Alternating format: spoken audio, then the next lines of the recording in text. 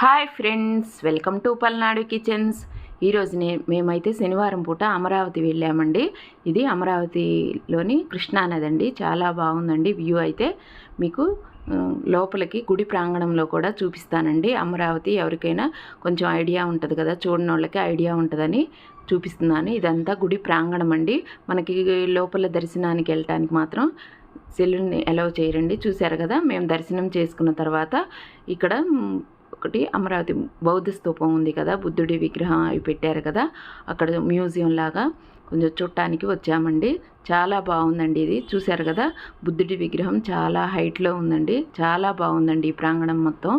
బాగా చెట్లు విశాలమైగా చాలా బాగుందండి.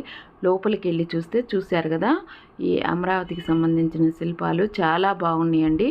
ఇవైతే చూశారు కదా, చుట్టూ అయితే ఉన్నాయి. ఇక్కడ చాలామంది ఫొటోస్ కూడా తీసుకుంటున్నారండి.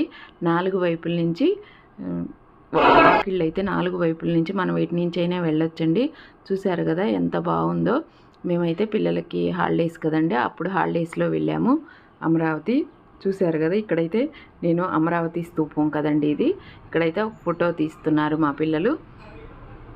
మీరు కూడా ఒక ఐడియా ఉంటుందని మీకు చూపిస్తున్నాను.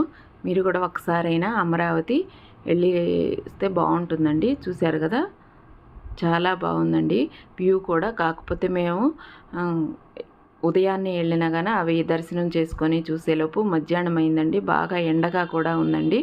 పార్కు లాగా చిన్న పార్కు కూడా ఉందండి ఇక్కడ. చిన్నపిల్లలు ఊగటానికి ఉయ్యాళ్ళు, అలాగే మనకి ఫోటో దిగటానికి కూడా ఇట్లా చుట్టూ ఫ్లవర్స్ కూడా ఉన్నాయండి. ఈ వీడియో నచ్చితే